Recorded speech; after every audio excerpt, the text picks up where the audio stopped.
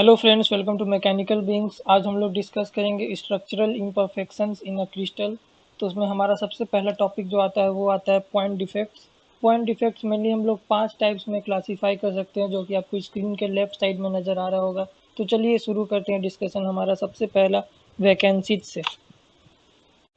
Position vacated by an atom in parent atom lattice is denoted by vacancy. Suppose ये diagram जो है हमारा किसी भी एटम लैटिस का फ्रंट व्यू रिप्रेजेंट कर रहा है, ठीक है। और सपोज कीजिए यहाँ से एक हमारा एटम जो है वो गायब है, missing of an atom.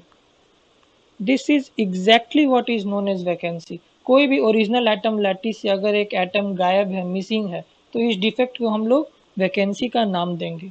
Next हमारा आता है सेल्फ इंटरस्टिशियल।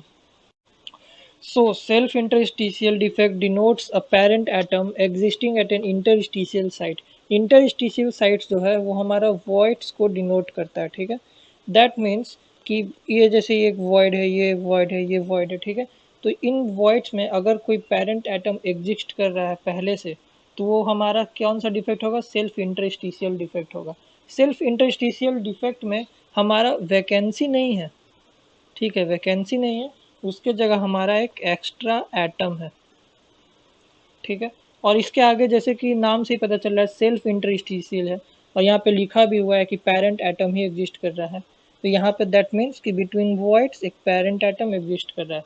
इसमें एक पॉइंट हम लोगों को ये जानने का जरूरत है कि इंटरस्टिशियल जहाँ पर भी आएगा, इंटरस्टिशियल जहाँ पर भी आ जाएगा वर्ड, उसका मतलब वहाँ जो वो डिफेक्ट होगा, जो डिफेक्ट जिस एटम के कारण होगा, उस एटम का जो साइज होगा that would be smaller in size than the parent atom.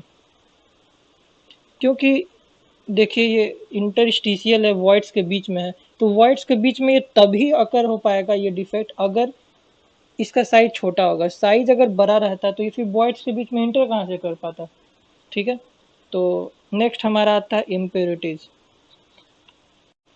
अगर हमारे किसी भी ओरिजिनल पेरेंट एटम लैटिस में अगर कोई फॉरेन एटम एग्जिस्ट कर रहा है, अगर कोई फॉरेन एटम एग्जिस्ट कर रहा है या फिर इंटर कर चुका है, तो उस डिफेक्ट का हम लोग जो नाम देते हैं वो इम्प्योरिटीज़ का नाम देते हैं। इम्प्योरिटीज जो है हमारा बेसिकली दो टाइप्स में क्लासीफाई हो सकता है, पहला सब्सटीट्यूशनल, दूसरा इंटरस्टिशियल। सब्सटीट्यूशनल इम्प्योरिटीज़ में जो फॉरेन एटम्स जो आएंगे उस उनका साइज पेरेंट एटम के मुकाबले बड़ा रहेगा। ये मैं आपको एग्जांपल के थ्रू समझाता हूँ। जैसे सपोज कीजिए ये हमारा एक्स एटम्स है, एक्स का एटम्स है, ठीक है। एंड यहाँ से हमारा जो एक एटम है वो वैकेंट है, अपने पोजीशन से एक एटम, सपोज कीजिए ये वाला एटम वैकेंट है। तो यहाँ पे क्लियरली हम लोग देख सकते हैं कितना बड़ा वॉइड फॉर्मेशन हो गया है। तो इजली कोई भी बड़े साइज वाला फॉरेन एटम यहाँ पे इंटर कर सकता है। सपोज यहाँ पे एक वाई एटम इंटर कर गया, तो ये हमारा कौन सा था? पेरेंट एटम था, एक्स जो था, एक्स हमारा पेरेंट एटम हुआ, और वाई जो हो गया ये हमारा फॉरेन एटम हो गया, ठीक है। और बेसिकली हम लोग अगर बाहर से देखेंगे तो यहाँ पे क्लियरली दिख रहा है कि एक्स एटम को वाई एटम ने सब्सटीट्यूट कर दिया है और उसका साइज बड़ा है, इसलिए हम लोग इस डिफेक्ट का नाम सब्सटीट्यूशनल इम्प्योरिटीज देते हैं, ठीक है। नेक्स्ट हमारा आता है इंटरस्टिशियल। इंटरस्टिशियल क्लियरली हमने पहले भी डिस्कस किया है, सेल्फ इंटरस्टिशियल किया था, अब इंटरस्टिशियल इम्प्योरिटीज़ कर लेते हैं।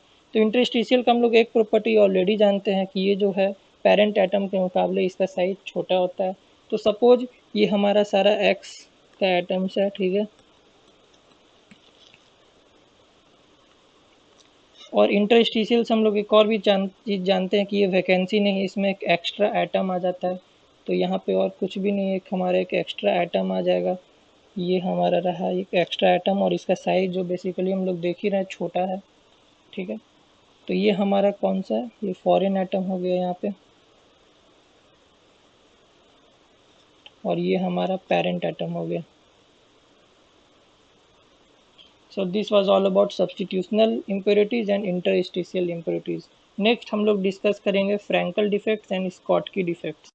Now Frankel defects and Schottky defects both are primarily found in ionic solids. Found in ionic solids. Now you might wonder what are ionic solids. So ionic solids are nothing but solids composed of oppositely charged ions, that is positively charged ions, positive ions, and negative charged ions. Positive ions are also known as cations, whereas negative ions are also known as anions. Now we'll discuss both these defects in detail. Okay. Let us consider this as the front view of our ionic solid. ये green वाला जो ion है ये हमारा negatively charged ion है, that is अनायन. और ये जो ऑरेंज वाला आयन है ये हमारा पॉजिटिवली चार्ज्ड आयन है, दैट इज कटायन. अब अगर किन्हीं का बेसिक्स क्लियर नहीं है तो वो इस कन्फ्यूजन या डिलेमा में आ सकते हैं कि कैटायन का साइज छोटा क्यों है एनायन से. ऐसा बेसिकली इसलिए है क्योंकि कैटायन ने अपना एक इलेक्ट्रॉन लूज किया है, तो ऑब्वियसली उसका साइज छोटा होना लाजमी है.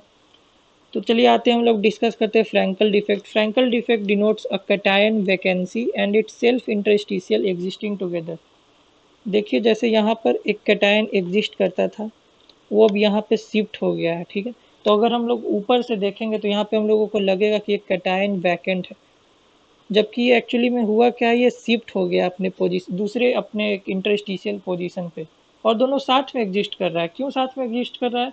क्योंकि अगर वो गायब हो जाता तो वहाँ पे एक चार्ज डेवलप हो जाता. ठीक है, तो basically Frenkel defect denotes a cation vacancy plus cation interstitial. ठीक है, आई होप आप लोगों को फ्रैंकल डिफेक्ट समझ आया होगा. Now let us shift to Schottky defect. Schottky defect denotes a pair of vacancy due to cation and anion in ionic solids. Schottky defects में हमारा क्या है, एक अनायन भी गायब है, मीन्स अनायन इज वैकेंट, और यहाँ पे कैटायन भी वैकेंट है. ठीक है, that means pair of vacancy है, दोनों साथ में इसलिए गायब है ताकि कोई चार्ज डेवलप ना हो. आयोनिक सॉलिड्स में हम लोग ये नहीं चाहते हैं कि कोई चार्ज डेवलप हो जाए. अगर चार्ज डेवलप हो जाएगा तो वो सेटल्ड नहीं रहेगा, वो स्टेबल नहीं रहेगा. ठीक है, तो आई होप आप लोगों को फ्रैंकल डिफेक्ट्स और शॉर्टकी डिफेक्ट्स में डिफरेंस समझ आया होगा. अगर आपको वीडियो की कंटेंट अच्छी लगी हो तो प्लीज़ लाइक करें, सब्सक्राइब करें हमारे चैनल को, और अगर कोई डाउट हो तो कमेंट सेक्शन में लिखें. Thank you for watching mechanical beans.